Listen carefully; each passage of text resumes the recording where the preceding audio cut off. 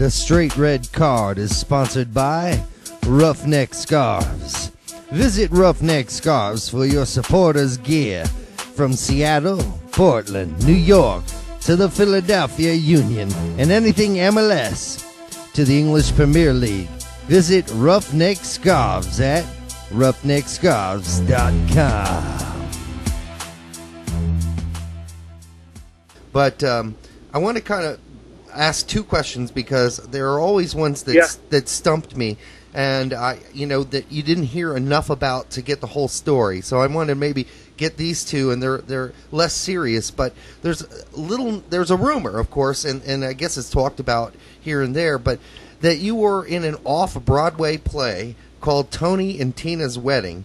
And so that's... I was. It's not a rumor.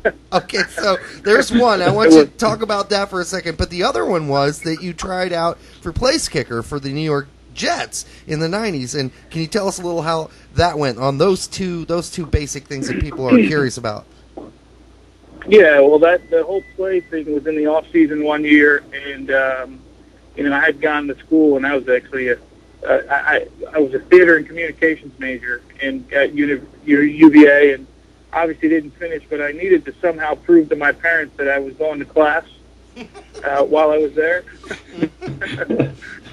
so I took a 12-week run, and I don't know if you know much about Tony and Tina's Wedding. It's a play that takes athletes and puts them in the role of Tony, and guys like Lee Mazzilli was the big one before, the baseball player Lee Mazzilli prior to me doing it. And there's guys that have gone in there that have done the role. And I did a 12-week gig, and then that off season, just after the World Cup, you mentioned that other one.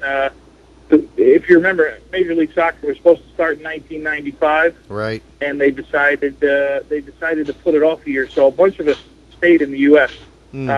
To play there, and then it got postponed a year, and I was stuck here in the U.S., and I had the opportunity to go and kick with Nick Lowry at the Jets, and I always said I wanted to learn how to do it. So it was a pretty good experience for me. Yeah, it seems like maybe you would have been better off almost being a punter, because you could really bash him down the field. I did a little bit of it. I started to learn it while I was there as well. The issue was I made it to like week 11. We signed a big guy from Dallas, and he erased the whole practice squad. And the difference is that you can miss kick a soccer ball and kick it 60 yards. Yeah. It may not go where you want it to go, but you can kick it 60 yards. You can't miss kick a football. Right. The sweet spot on a football is about the size of a quarter. Yeah. And but I'll tell you what, man. I would never trade my job in a goal for being a kicker in that sport. That was I tell everyone it was the most boring job I've ever had. Well, and it's funny because most NFL fans don't rate kickers and punters at all. And yeah, well, you know what? It's difficult than anybody else. My coach was great. I had Pete Carroll with the Jets while I was there. And I would go, and during the practice, I didn't just kick. I was in the receiver drills. I was on dummy defenses, and like he'd get me involved all the time. And not just me, but he'd get other guys involved as well. But I was lucky, and well, of course, he came up to coach in New England, and now obviously at USC, but for a while. But he was great with all that stuff. So he made everybody feel like an athlete. We actually did a shootout for charity one day, and in about a matter of, he did this thing where he had a whole bunch of guys shooting penalty kicks against me, and each kick was like $500, and he would, if they would score, like he'd match. Every time I saved one, he'd match the $500, and we raised like $28,000 or something in like 15 minutes.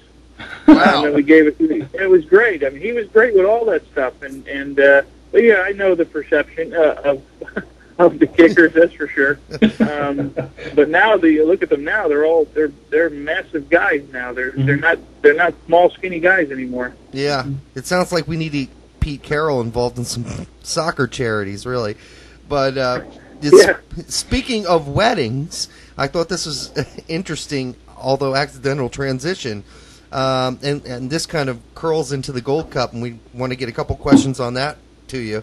Brad Guzan seemed to have scheduled his wedding during the month of June when he knew full well that the Gold Cup would be taking place. And I thought it was funny because Bob Bradley, during his interview, seemed a little, I don't know, irritated about that because he didn't even congratulate Brad for his wedding or anything like that.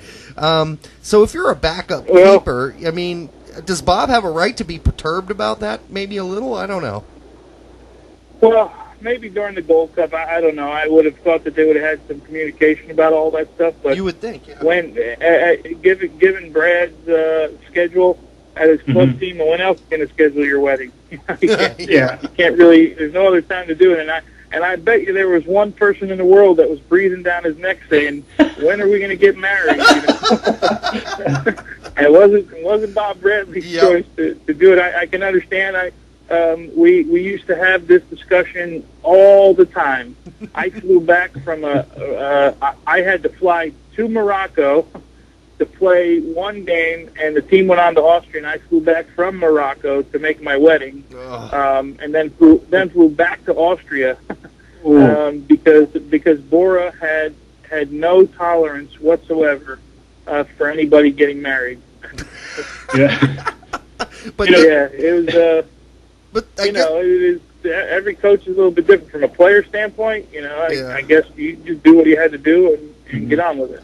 That was my take too. That given his club schedule, that's really the only given time that he can get married. But who knows? Maybe they could have gotten married during the whole Christmas break. But I mean, most people want that nice summer wedding. It's cold then, good luck Brad. To him, I guess, right? Yeah.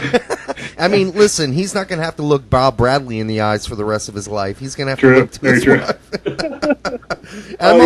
For the rest of his life, Bob Bradley's not going to be his problem. Yeah, exactly. So yeah, married it is. Yeah, I'm only saying that because my wife's probably going to hear the show. But anyhow, all right, we will probably have enough time to squeeze in one more question, and that question is, there is a lot of young talent coming into this U.S. team right now. I mean, you got Tim Ream, Juan Agudelo, even guys like Eric Lehigh. I mean, so, you've seen this over the years. You've watched the transition. Is there anybody out there right now that you're looking at and you're saying, that's the future of U.S. soccer, or is it just too early to say?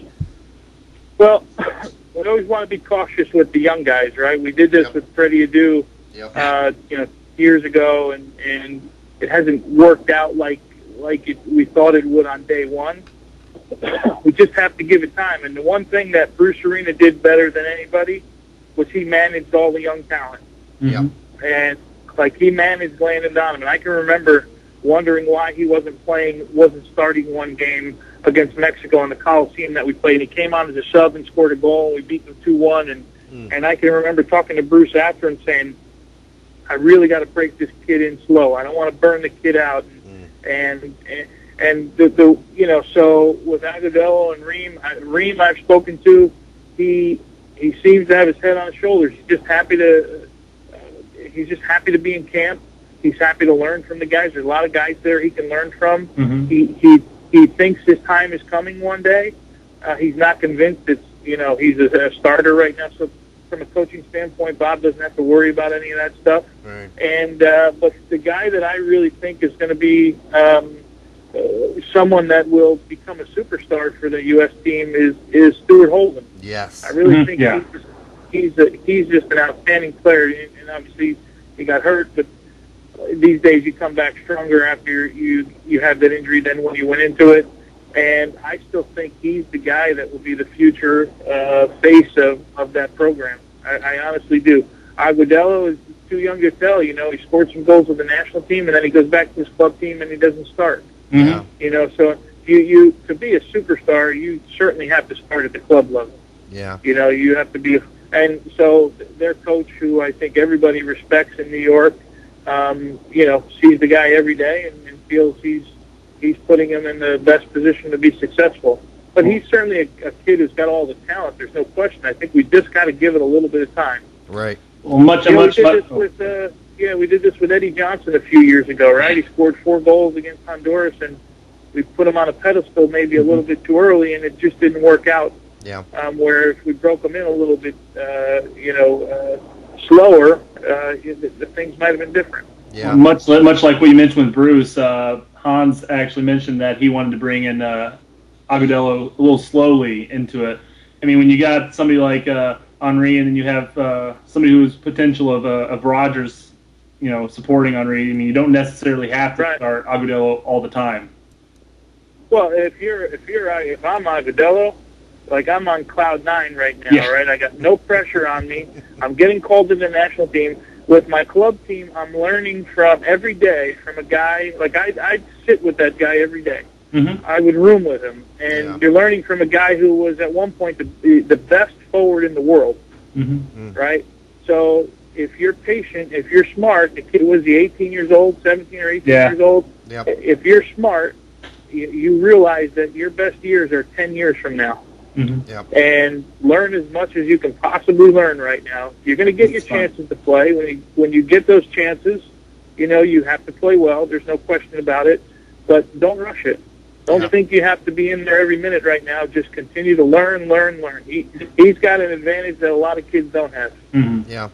And we heard a lot of that from Brian Dunseth as well this week, and we have to agree with both of you that, of course, on the defensive end, there's a lot of opportunities, so we're hoping Tim Ream turns out. But, Tony, I want to thank you for coming on today and spending this time with us, and hopefully if the stars align, you'll come back and join us again.